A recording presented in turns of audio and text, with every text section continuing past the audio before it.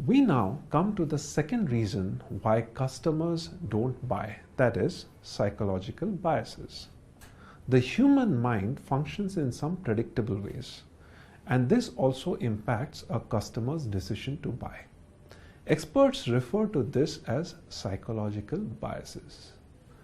Buying and selling decisions are influenced by three psychological biases in particular.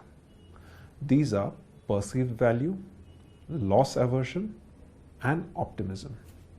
Once again, let's understand these with the help of some examples. One day, Joshua Bell, a world-famous violinist, disguised himself and played the violin in the Washington, D.C. metro station.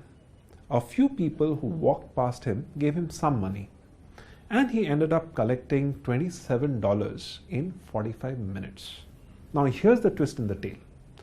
Just 2 days earlier, he had performed to a packed theater in Boston where the average ticket price was about $100.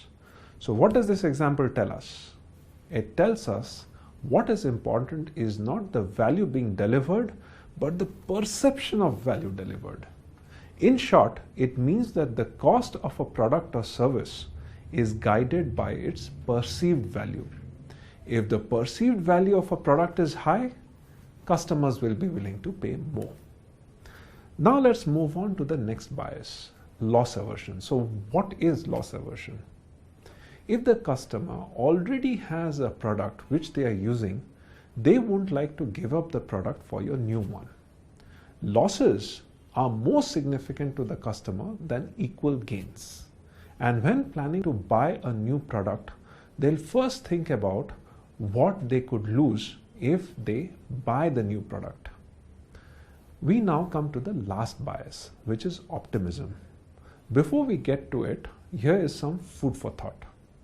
This is a bias which affects the entrepreneur, the seller in this case, and not the consumer. Do you want to know why lottery tickets sell? Well, it is because a lot of us feel we will win. In other words, we are unrealistically optimistic about getting favorable results. And entrepreneurs fall into this category of people who can be unrealistically optimistic. They often overestimate the value of the product and their ability to make the product a success. Here is a key takeaway. While perceived value and loss aversion guide consumer decisions, optimism guides the entrepreneur's decisions. And once we understand these biases, we can take some steps to work around it. With that, let me take your leave now. Enjoy yourself and have a good day.